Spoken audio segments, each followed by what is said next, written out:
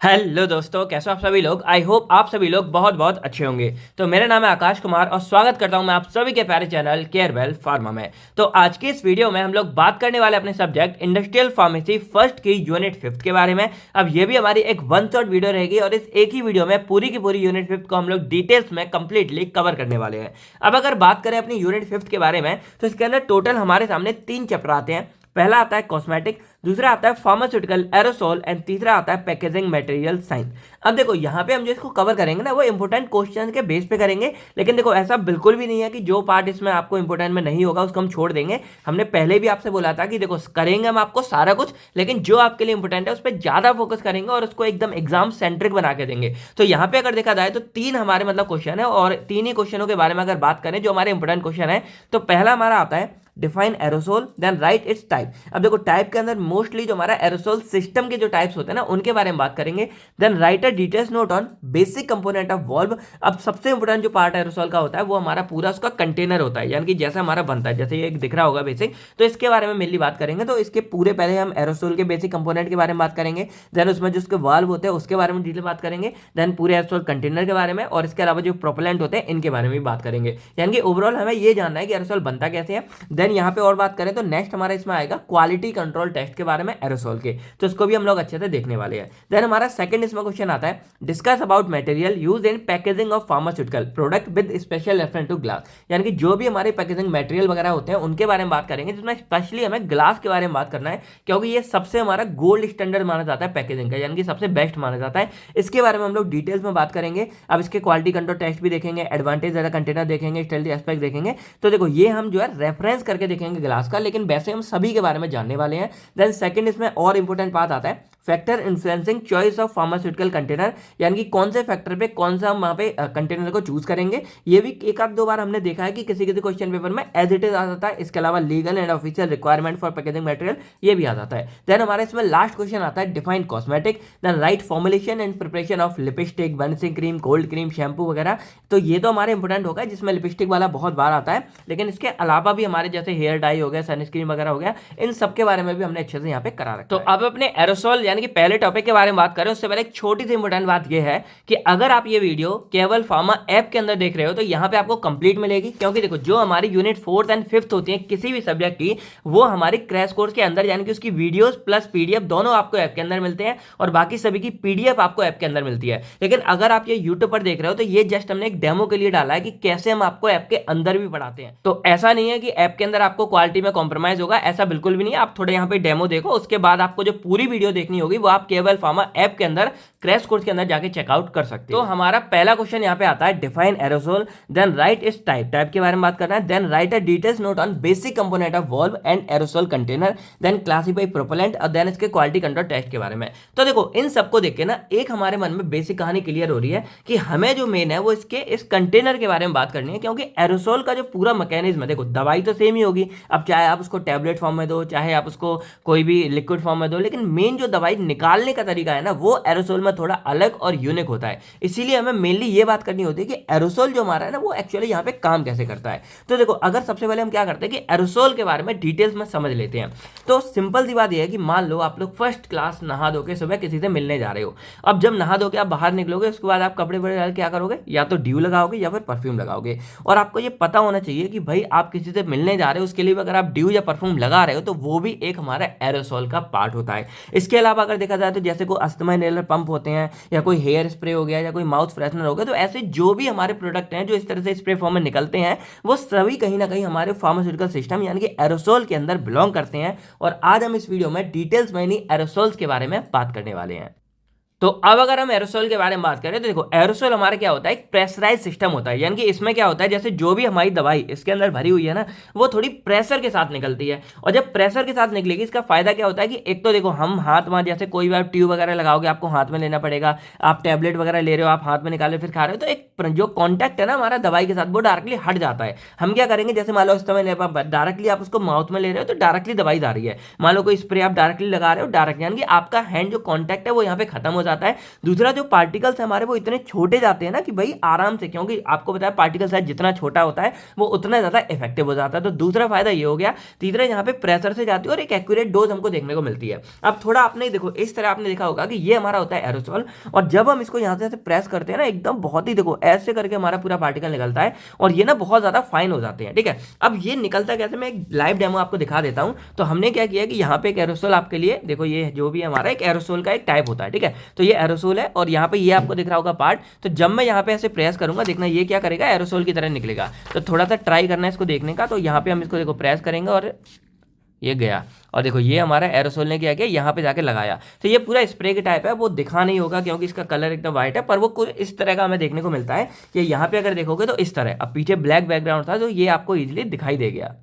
तो यहाँ हुआ क्या कि जैसे ही हमने इसको दबाया, यानी कि हमने इस पूरे एरोसोल को यहाँ पे प्रेस किया, इसके अंदर से देखो ये जो नोजल है ना, इसके अंदर से बहुत ही प्रेशर के साथ हमारी दवाई बाहर निकली, जो भी यहाँ से निकलना था, और उसने जाके देखो यहाँ पे पूरा इंपैक्ट डाला। अब इसी को डायरेक्टली हम मान लो अगर माउथ के अंदर अपने करते हैं तो ये डायरेक्टली हमारी माउथ में जाएगी। तो एक तो देखो हमारे दवाई के साथ कोई कॉन्टैक्ट नहीं हुआ, दूसरा हमने इसको दबाया तो बहुत प्रेशर के साथ, और छोटे छोटे पार्टिकल हमारे बॉडी के अंदर जा रहे हैं तो वो असर भी अपना जल्दी दिखाते हैं, और जो ड्रग है वो भी हमारा सेफ रहता है। तो अब हम जो है एक बार पूरे एरोसोल का मैकेनिज्म कैसे काम करता है, कैसे बनता है, सारे को समझ लेते हैं, क्योंकि वही हमारे लिए इंपॉर्टेंट है। तो जो भी हमारा एरोसोल पूरा बनता है ये टोटल 5 पार्ट से मिलकर बनता है। इसमें एक हमारा होता है प्रोपेलेंट, फिर एक हमारा होता है वॉल्व सिस्टम, एक होता है कंटेनर, एक होता है एक्चुएटर, और एक हमारा होता है प्रोडक्ट कंसंट्रेट। अब देखो यहाँ पे पांचों में सबसे इंपॉर्टेंट जो हमारा बोल सकते हो, वैसे तो सारे ही पार्ट इंपॉर्टेंट है, तो सबसे पहले हम बात करते हैं कंटेनर की।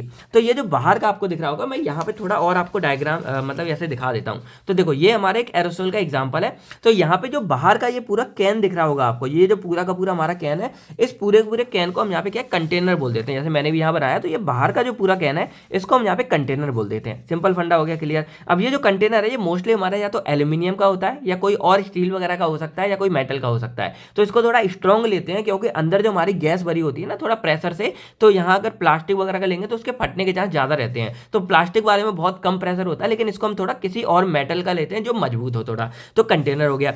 दूसरा अगर यहाँ पे बात करोगे तो अंदर जो हमारा, जैसे ये तो एक पेंट स्प्रे है, लेकिन अंदर यहाँ पे देखा जाए तो अंदर हमारा बना होता है ड्रग कंसंट्रेटेड। तो ये हमारा होता है प्रोडक्ट जो यहाँ पे आपको दिख रहा होता है, इसके अंदर हमारी वो एक्चुअल में दवाई होती है, जब वो एपीआई होती है जो हम अपनी बॉडी में इस्तेमाल करने वाले हैं। तो ये हमारा हो गया मेन ड्रग, यानी कि ड्रग जो हमारे इसके अंदर फिल होता है। जैसे ये पेंट स्प्रे है तो यहाँ पे क्या हमारा ये पेंट फिल हो गया। ठीक है, थर्ड हमारी चीज आती है प्रोपेलेंट। अब जो प्रोपेलेंट है ना वो एक्चुअल में क्या करता है कि जो प्रेशर से हमारी ये चीज निकल रही है, जैसे हम देख रहे हैं बाहर प्रेशर से निकली, हमने अभी ये वाला स्प्रे भी यहाँ पे करके देखा, तो इससे भी हमारा क्या प्रेशर से हमारा ये बाहर निकला। इतना प्रेशर की देखो यहाँ पे इसने इस कागज को भी थोड़ा सा गला दिया, तो ये प्रेशर से हमारा निकला। तो ये जो प्रेशर है ना ये हमारा इसी प्रोपेलेंट की वजह से हो पाता है। अब प्रोपेलेंट एक्चुअल में क्या है कि प्रोपेलेंट कोई भी हमारे एक ऐसा सब्सटेंस है, मोस्टली हमारी ये गैस होती है। क्या होती है दोस्तों? गैस होती है। और गैस आपको पता है कि गैस कहीं भी जैसे सिलेंडर में भी भरी होती है तो एक प्रेशर से बाहर निकलती है। जब भी गैस बाहर निकलती है एक प्रेशर के साथ निकलती है। तो यहाँ पे जैसे ये प्रोपेलेंट है तो इसके साथ क्या होता है कि यहाँ पे ये प्रोपेलेंट हमारा भरा होता है जो एक गैस की फॉर्म में होता है। अब जैसे मैं दिखाऊं तो मान लो ये हमारा गैस प्रोपेलेंट है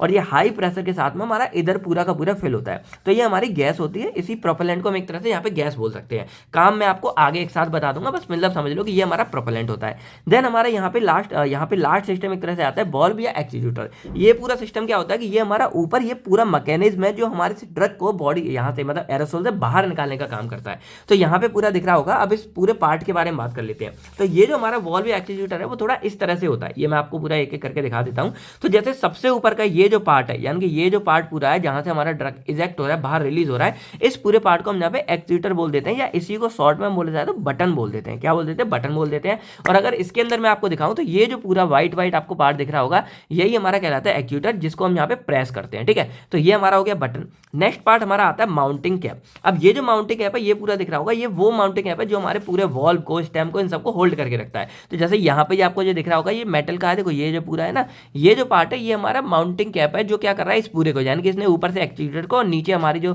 ट्यूब वगैरह है उन सबको यहाँ पे पकड़ के रखा है। तो ये हमारा माउंटिंग कैप हो गया, सेकंड चीज हो गई। थर्ड हमारा आता है स्टेम। अब स्टेम इसके अंदर जैसे अगर मैं इसको यहाँ पे ये निकलेगा नहीं, यहाँ निकल गया, तो ये जो दिख रहा है आपको ये हमारा होता है स्टेम, यानी कि ये पूरा स्टेम है। तो ये जो स्टेम है ये आपको दिख रहा होगा। अब ये स्टेम स्टेम यहाँ पे, जैसे इसमें भी आपको दिखा दूंगा, तो ये जो स्टेम है, ये जो आपको दिख रही होगी नली, ये हमारी कहलाती है स्टेम।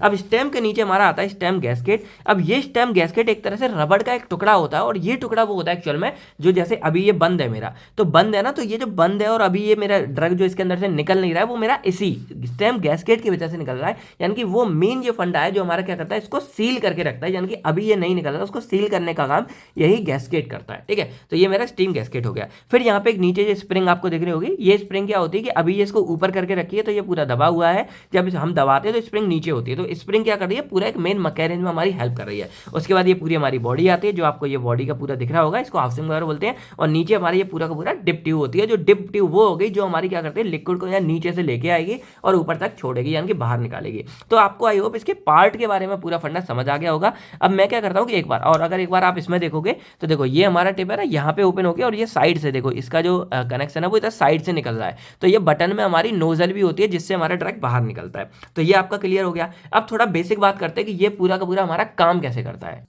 तो अब हम बात करते हैं कि पूरा जो एरोसोल है वो एक्चुअल में काम कैसे करता है और ड्रग हमारा बाहर कैसे निकलता है, ये समझना बहुत इंपॉर्टेंट है। तो देखो नीचे का फंडा आपको क्लियर हो गया कि ये हमारा प्रोपेलेंट है, ये हमारा जो भी ड्रग भरा होता है, और ये सिंपल है। ठीक है, अब ये जो मैकेनिज्म है ना, ये हमें समझना जरूरी है, क्योंकि इसी की मदद से जो हमारा ड्रग बाहर निकलता है। तो इसको थोड़ा डिटेल्स में यहाँ पे मैंने बना लिया है। अब एक बार मैंने आपको समझा दिया कि मान लो ये हमारा पूरा ड्रग है, और यहाँ पे क्या है, अब एक एक करके समझते हैं। तो ये सबसे ऊपर का ये पूरा बटन हमारा एक्सिक्यूटर हो गया, यानी कि बटन हो गया, और इसमें क्या होता है कि यहाँ पे छोटी सी हमारी नोजल होती है, ये यहाँ से मान लो कि यहाँ से हमारा ड्रग जो है वो इस तरह बाहर निकलता है, तो ये हमारा पूरा ड्रग हो गया जो ऊपर निकलता है, और ये हमारी नोजल हो गई।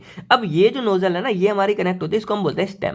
अब ये स्टेम है ना, इसमें दो होल होते हैं। अगर मैं आपको थोड़ा बताऊं तो जैसे ये जो हमारा होल हो गया स्टेम वाला, ये तो यहाँ पे जो आपने देखा होगा कि ये हमारी वो नोजल हो गई जो मैंने आपको बटन में भी दिखाई थी, एग्जीक्यूटर के साथ कनेक्ट होती है। और ये दूसरा जो नोजल होता है ना, ये इसमें यहाँ पे भी साइड में एक हमारा होल होता है यहाँ पे। अब ये जो होल है साइड में, ये आपको दिख रहा होगा ये जगह पे, यानी कि ये जो जगह है ये हमारे वो होल है। तो यहाँ पे अगर गौर से देखोगे, देखो ये जो है ना, ये हमारा होल है, वो वाला होल है जो हम यहाँ दिखाना चाह रहे हैं। अब ये होल है, अब इसके साइड में अगर देखोगे ये ब्लैक ब्लैक कलर की आप देख रही होगी, ये वो रबड़ है जिसकी मदद से ये होल हमारा अभी क्लोज है, और इसको हम बोलते हैं स्टेम गैस्केट, यानी कि इस स्टेम को क्लोज कर रही है रबड़ का टुकड़ा, इसको हम गैस्केट बोल रहे हैं। तो ये आपको यहाँ पे दिख रहा होगा। अब ये जो जगह खाली खाली दिख रही होगी, इसको हम बोलते हैं हाउसिंग। क्या बोलते हैं दोस्तों? हाउसिंग बोलते हैं। और ये हाउसिंग के अंदर आप देखोगे कि नीचे वाला जो हमारा है, ये नीचे की जो डिप ट्यूब है, यानी कि ये जो ट्यूब हमारी पूरी नीचे की आ रही है, या मैंने यहाँ पे जो बना रखी है, ये जो पूरी है डिप ट्यूब है, ये डिप ट्यूब है हमारी जो यहाँ नीचे जा रही है, और ये डिप ट्यूब हमारी डायरेक्टली इस ड्रग पार्टिकल यानी कि यहाँ ड्रग से कनेक्टेड होती है।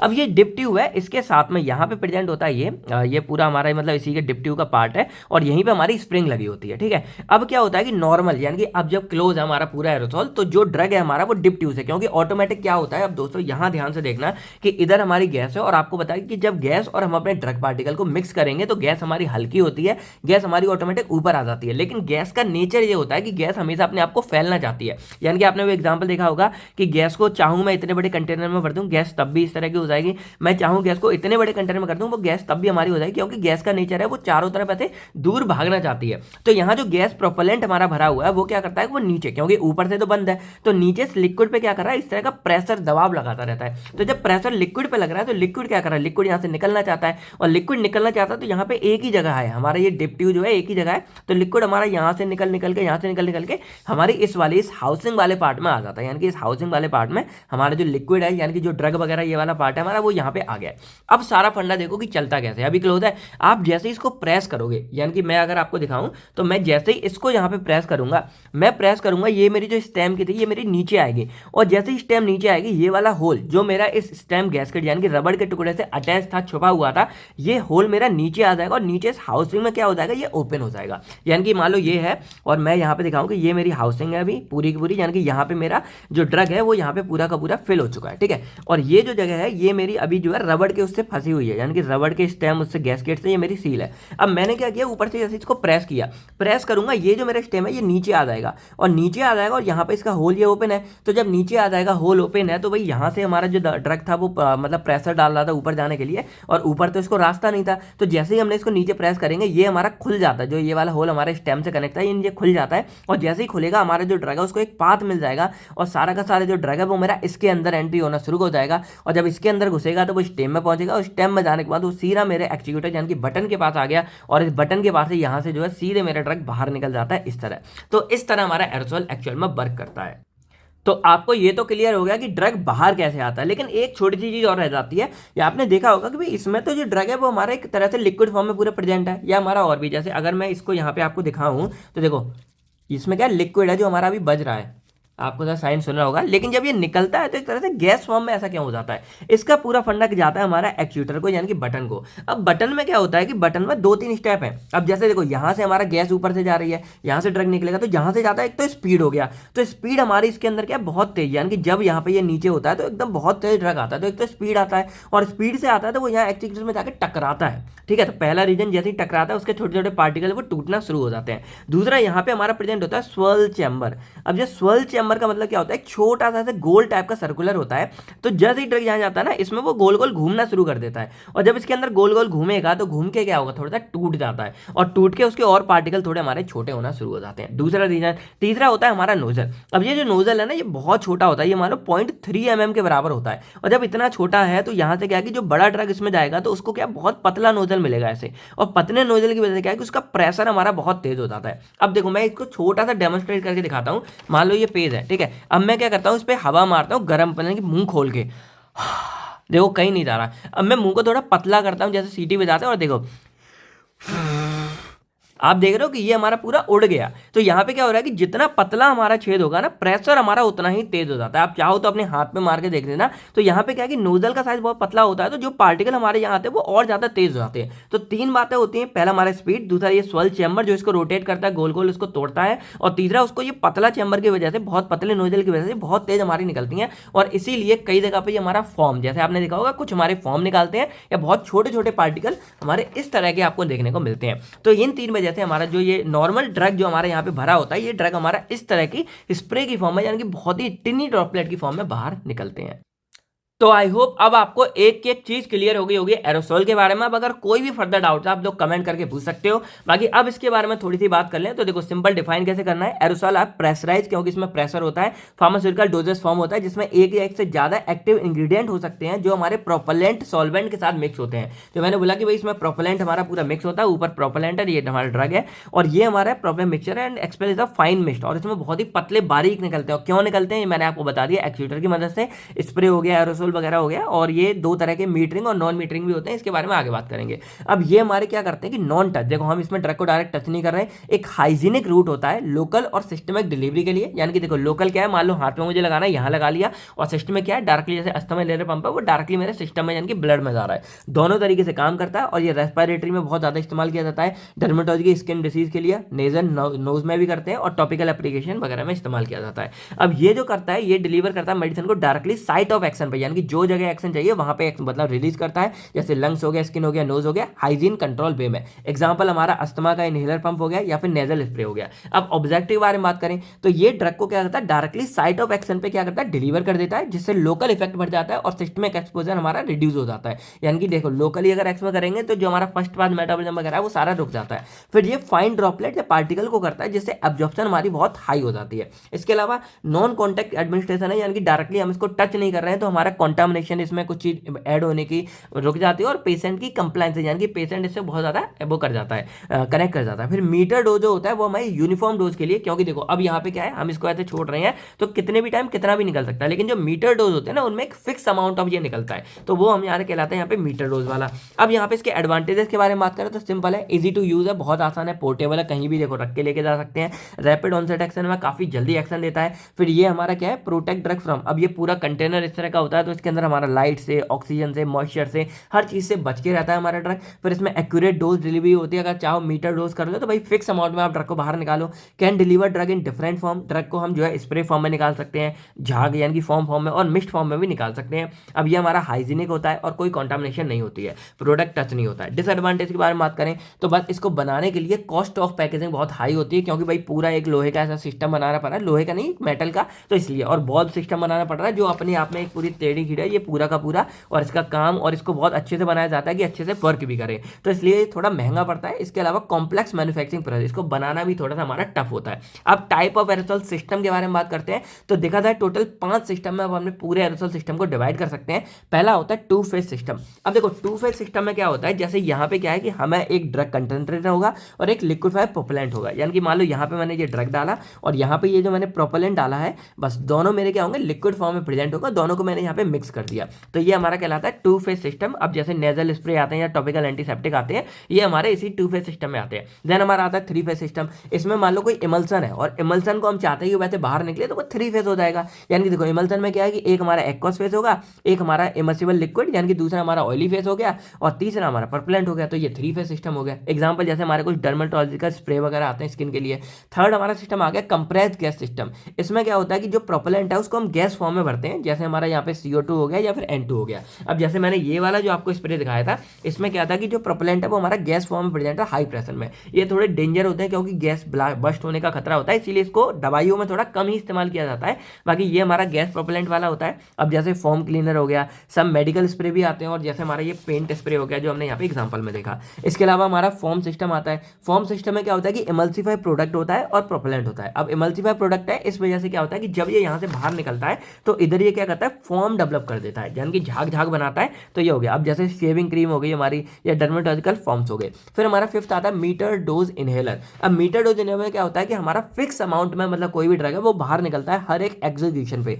एग्जीक्यूशन मतलब क्या है कि जैसे मैं एक बार दबाता हूँ, जो ड्रग मेरा बाहर निकलता है टोटल, उसी को हम एग्जीक्यूशन बोल देते हैं। तो हर एक टाइम पर सेम अमाउंट हमारा बाहर निकलता है, इसको हम अस्थमा इनहेलर और या COPD में यूज करते हैं। अब इसका मतलब क्या होता है, देखो यहाँ पे क्या है कि यहाँ पे ये कनेक्शन होता है, लेकिन इधर हम क्या करते हैं कि जैसे हम एक बार प्रेस करेंगे, हमारा ये मैकेनिज्म होता है कि जो ये हाउसिंग हो ना, इसके अंदर वो ड्रग हमारा आके पैक हो जाता है, यानी कि जितना हमको चलाना है। और जैसे हम एक बार प्रेस करते हैं, जितना हाउसिंग का ड्रग है, यानी कि ये हम फिक्स अमाउंट में बनाते हैं, मान लो हमने 2 mg बनाया या 1 mg बनाया, तो उतना ड्रग हमारे इसके अंदर आ जाता है। जैसे हम प्रेस करते हैं उतना अमाउंट ऑफ ड्रग हमारा बाहर निकल जाता है। उसके बाद बस फिर ये हमारा निकल जाएगा, देन ये हमारा वापस फिल होगा, फिर आपको दोबारा करना पड़ेगा। तो इस तरह ये हमारा मीटर डोज बन जाता है कि बस हम जो हाउसिंग है इसको फिक्स अमाउंट कर देते हैं, इससे हमारा ये एक टाइम पूरा चलता रहता है। तो देखा जाए मीटर डोज वाले बहुत होते हैं, जैसे अभी मैंने ये चलाया था, देखो इसका ये नहीं था कि मैं दबा के रख रहा हूँ तो ड्रग निकलता जा रहा है, लगातार निकलता जा रहा है। वो हमारे फॉर्म वगैरह वैसे होते हैं। इसमें क्या है, एक बार दबाओगे आप, चाहे दबा कर ही रखो, पर वो फिक्स अमाउंट में हमारा ड्रग बाहर निकल जाएगा, उसके बाद वो रुक जाता है। तो यही होता है मीटर डोज, यानी कि एक फिक्स अमाउंट में हमारा डोज या ड्रग है वो बाहर निकलता है।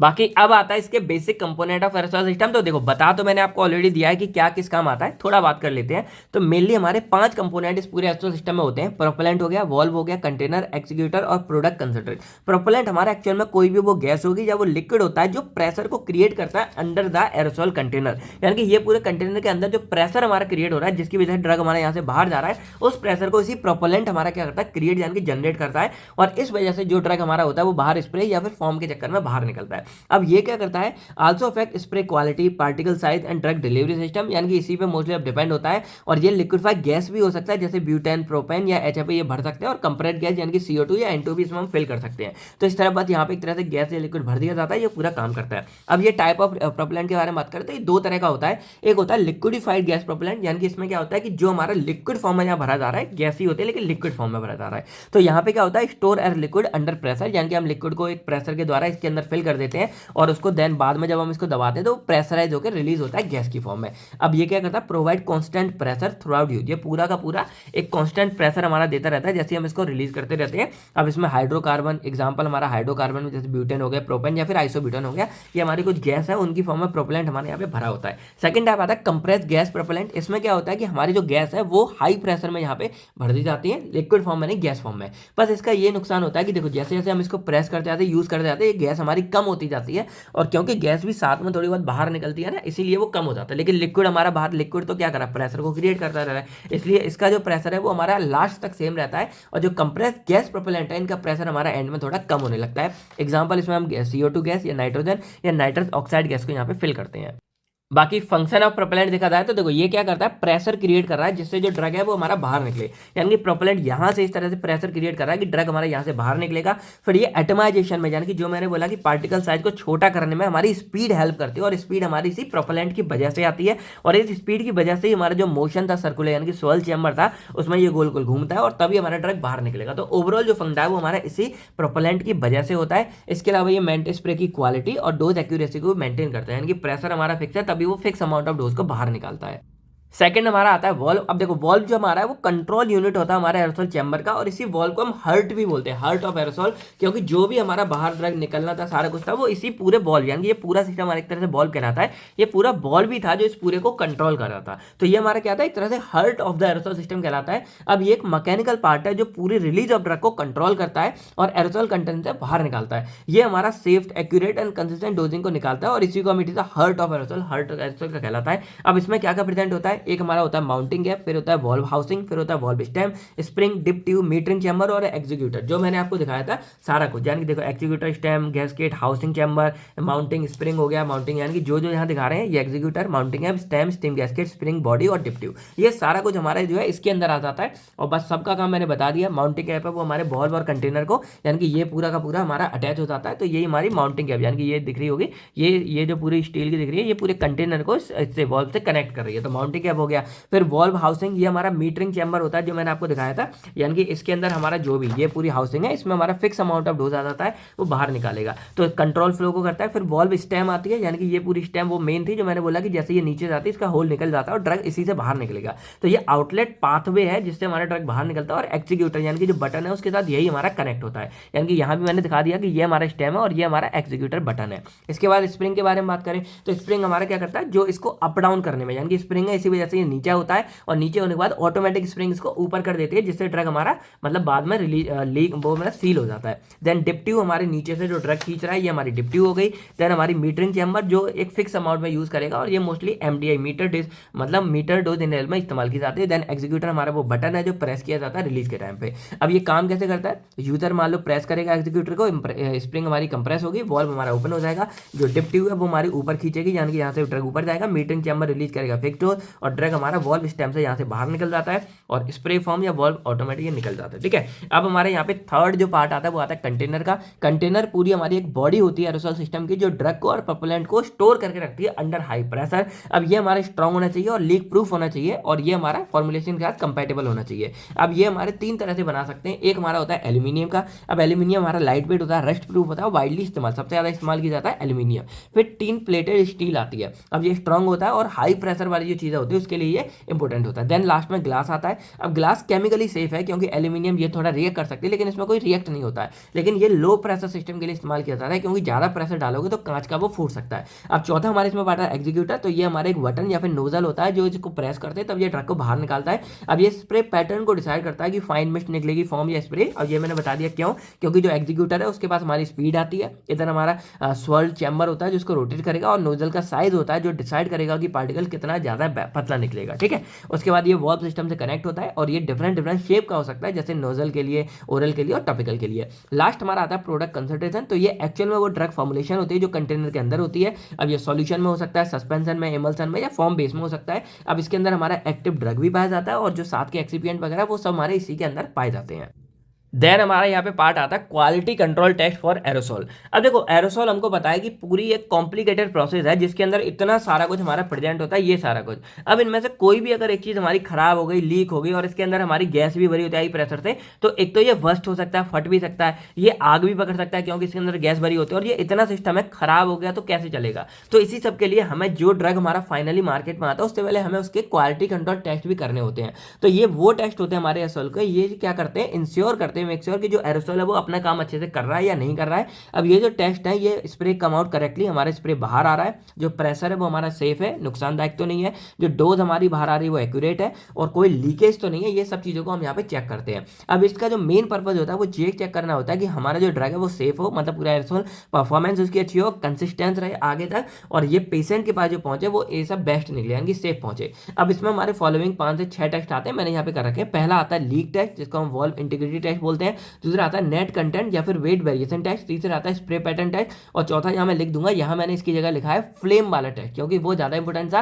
देन फिफ्थ आता है हमारा डोज पर एग्जीक्यूशन टेस्ट। और फोर्थ सिक्स आता है हमारा प्रेशर टेस्ट। पहले अगर बात करें लीक टेस्ट के बारे में, तो इसमें सिंपल हम ये चेक करते हैं कि ये जो कंटेनर है कहीं ये लीक तो नहीं कर रहा है। और इसको चेक करने के लिए सिंपल सा तरीका क्या होता है कि हम एक वार्म वाटर लेंगे, यानी कि एक हमने गुनगुना पानी लिया और उसके अंदर इस पूरी कैन को अंदर डाल देंगे। अब आपको बताया कि अगर गैस निकलती है तो गैस अगर निकलेगी तो वो पानी में क्या करेगी, बबल्स को छोड़ेगी, क्योंकि भाई गैस पानी के अंदर जाएगी तो बबल्स मतलब वो जगह अपना कवर करेगी, तो बबल्स हमारे निकलते हैं। तो अगर ये बबल्स जैसे पंक्चर वाले आपने जो देखे होंगे वो भी इसी तरह चेक करते हैं कि कहीं पंक्चर तो नहीं है, तो उसको मतलब पानी में डिप करके चेक करते हैं। तो बस सिंपल है, इसको हम पूरे पानी में डाल देंगे और चेक करेंगे। अगर बबल्स कहीं से बाहर आ रही है तो मतलब लीकेज है, तो उसको नहीं करेंगे। और अगर लीकेज निकलती है तो प्रेशर हमारा धीरे धीरे लो हो जाएगा और स्प्रे अपना काम अच्छे से नहीं करेगा। तो लीक टेस्ट ऐसे होता है, बहुत सिंपल है, आप यहाँ चेकआउट कर सकते हो। जितनी भी ये पीडीएफ है आपको केवल फार्मा ऐप के अंदर मिल जाएगी। सेकंड हमारा आता है नेट वेरिएशन या फिर वेट वेरिएशन टेस्ट। इसमें हम ये चेक करते हैं कि जो हमारा इसके अंदर प्रोडक्ट प्रेजेंट है वो कितने अमाउंट में प्रेजेंट है, सही तो है। तो इसके लिए दो काम होते हैं, यानी कि जब हम इस ट्रक को बना रहे होते हैं तो पहले हम इस खाली कंटेनर को एक बार वेट कर लेंगे, यानी कि वेट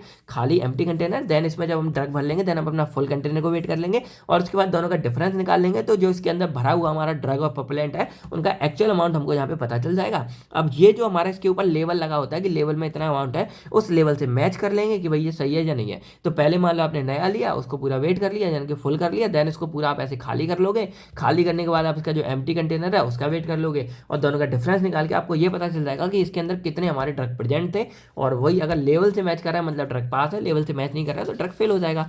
थर्ड हमारा आता है स्प्रे पैटर्न टेस्ट। अब देखो स्प्रे पैटर्न टेस्ट में क्या होता है कि हम यहाँ पे क्या करते हैं, ये चेक करते हैं कि जो स्प्रे हमारा बाहर आ रहा है वो कैसा आ रहा है। अब इससे क्या है कि spray look when it come nozzle से बाहर आता है, तो स्प्रे को सिंपल क्या करेंगे, कोई भी हम व्हाइट पेपर लेंगे या कोई ब्लैक पेपर लेंगे और उसके ऊपर क्या करेंगे, अपना स्प्रे करेंगे। तो हम यहाँ पे करके देख लेते हैं और उसके बाद बस हम यहाँ पे पैटर्न, साइज, यूनिफॉर्मिटी ये सब चेक करते हैं। अब जो प्रॉपर स्प्रे पैटर्न है वो हर बार हमको मिलना चाहिए और इससे हमें ये पता होता है कि स्प्रे मान लो मुझे यहाँ पे लगाना है, तो अगर मैं यहाँ लगाऊंगा तो स्प्रे अगर अच्छे से स्प्रेड हो रहा है ना, तभी मुझे यहाँ पे अच्छा इसका इफेक्ट मिलेगा। तो मान लो ये मेरा एक पेज है और मैं क्या करूँ, यहाँ पे इसको करने वाला हूँ। तो ये हमने किया, ये किया, ये किया। अब यहाँ पे हमने किया तो यहाँ पे अगर हम स्प्रे का पैटर्न देखें तो देखो अभी इसका पैटर्न, क्योंकि यहाँ पे मुझे लग रहा है मैंने इसको खोल बोल दिया ना, तो देखो कहीं पे ये ड्रग पार्टिकल बड़े आ रहे हैं, कहीं पे ये छोटे और कहीं पे बहुत ज़्यादा बारीक। देखो यहाँ पे क्या बहुत ज़्यादा छोटे आ रहे हैं। तो यहाँ पे ये क्लियर हो रहा है कि भाई इसका जो पैटर्न है ना वो हमारा एकदम एक्यूरेट नहीं है। देखो कहीं कहीं बहुत बारीक पतले पतले आ रहे हैं, कहीं देखो एकदम बड़े बड़े भी आ रहे हैं। तो यहाँ पे क्या दिख रहा है कि इसका जो पैटर्न है अभी वो सही नहीं रहा है, क्योंकि अभी हमने इसको खोल के शायद में भी खराब कर लिया है।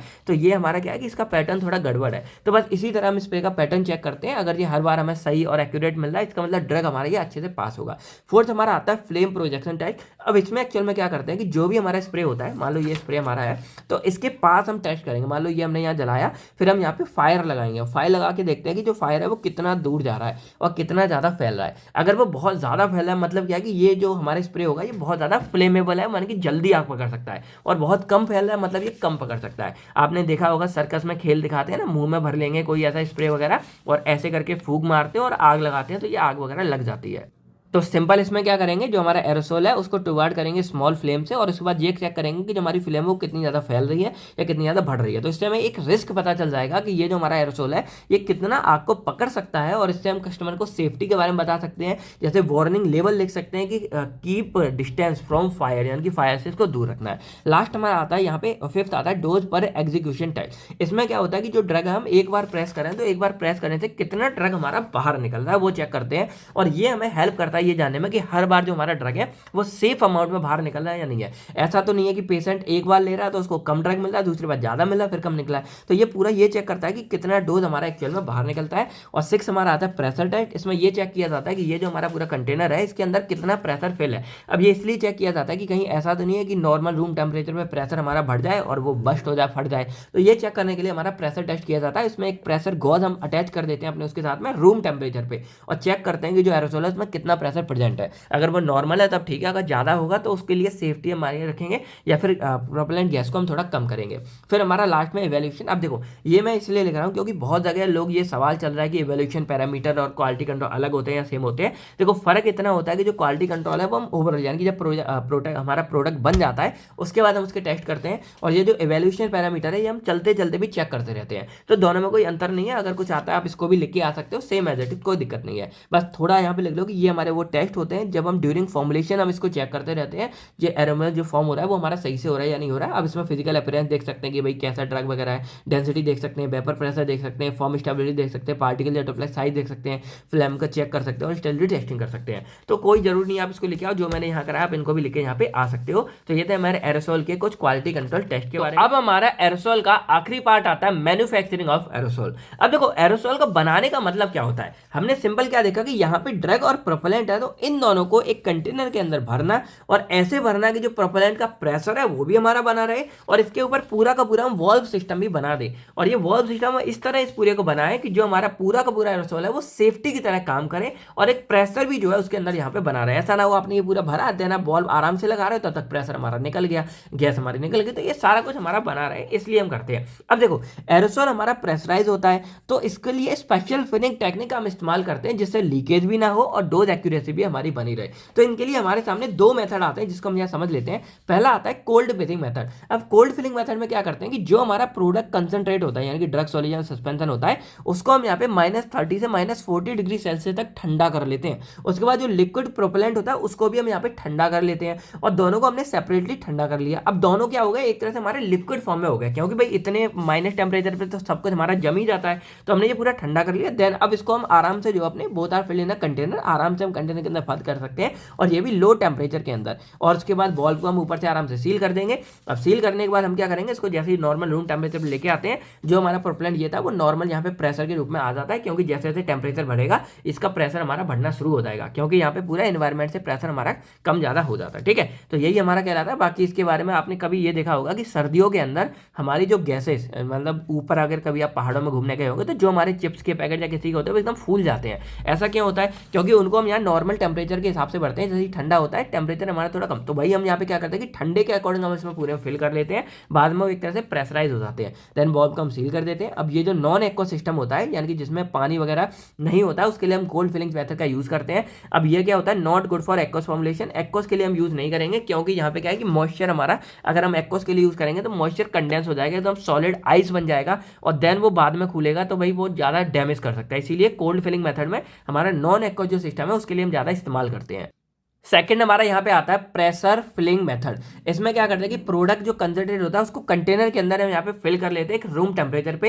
देन बॉल्ब को हम यहाँ पे पूरा लगा देते हैं यानी कि हमने देखो प्रोडक्ट यहाँ पे भर लिया जो भी हमें लगाना था, बॉल्ब हमने यहाँ पे लगा दिया। उसके बाद प्रोपेलेंट को हमारा जो स्टेम वगैरह जो बॉल्ब है ना उसी के थ्रू हम हाई प्रेशर के साथ ऊपर से भरना शुरू करते हैं। यानी कि अभी ये नॉर्मल है इसमें प्रेशर नहीं है, हमने ये लगा दिया ये लगा दिया। देन ऊपर से हमारे जो स्टेम बॉल्ब है उसी के द्वारा हम यहाँ पे गैस या अपना प्रेशर जो है वो भरना शुरू कर देते हैं प्रोपेलेंट को। अब जो कंटेनर है बाद में उसको चेक करेंगे कोई लीकेज या प्रेशर ना हो, बस ये बहुत कॉमन मेथड होता है हमारा। और जितने भी ये एक्वस या नॉन एक्वस मेथड है इनके लिए इस्तेमाल किया जाता है। इसमें देखो ठंडा करो ये सब करो, इसमें डायरेक्टली बस आपने ड्रग लिया पूरा कंटेनर लिया, कंटेनर के अंदर ड्रग भर दिया यानी आपने यहाँ सील कर दिया। देन बाद में आपने गैस लगाई और यहाँ पे पूरा प्रेशर जो भी गैस प्रोपेलेंट है वो भर दिया और प्रेशर अपने आप आ जाएगा। देन ये हमारा सबके लिए सूटेबल होता है। अब इसका एडवांटेज क्या, सेफर है, फास्टर है एंड अवॉइड फ्रीजिंग प्रॉब्लम यानी कि जो यहाँ फ्रीज होता है उस प्रॉब्लम को खत्म कर देता है। इसके फायदा क्या है, स्टेरिलिटी को यानी कि पूरे इसके स्टेरिलिटी को मेंटेन रखने हैं, सील सिस्टम में प्रोटेक्ट करता है ड्रग को लाइट ऑक्सीजन मॉइस्चर से, एक्यूरेट डोजिंग प्रोवाइड करता है मीटर वॉल्व के द्वारा, फिर अलाउ मल्टीपल फॉर्म यानी कि स्प्रे मिस्ट और फॉर्म में निकाल सकते हैं और पेशेंट कन्वीनियंस और कंप्लायंस को बाहर निकालता है। तो यही था ओवरऑल हमारे इस पूरे एरोसोल के बारे में। आई होप अब आपको एरोसोल का पूरा फंडा क्लियर हो गया होगा, कैसे क्या होता है काम करता है। यानी कि अब अगर अगली साल आप कभी ड्यू लगाओगे, परफ्यूम या कुछ भी लगाओगे, माउथ फ्रेशनर यूज करोगे तो आपको पूरा पता होगा कि ये ड्रग हमारे यहाँ से बाहर कैसे निकल रहा है, यानी कि ये पूरा का पूरा काम कैसे करता है। तो ये था दोस्तों एरोसोल के बारे में। कोई डाउट आप कमेंट करके पूछ सकते हैं। बाकी चलिए अब हम बात करते हैं अपने next question, discuss about material used in packaging of pharmaceutical product with special reference to glass and its quality control test के बारे में। तो अगर आप यूट्यूब पर देख रहे हो तो ये वाला पार्ट आपको केवल फार्मा ऐप के अंदर मिलेगा। बाकी अगर आप ऐप के अंदर देख रहे हो तो आप पार्ट 2 जाके चेकआउट कर सकते हो।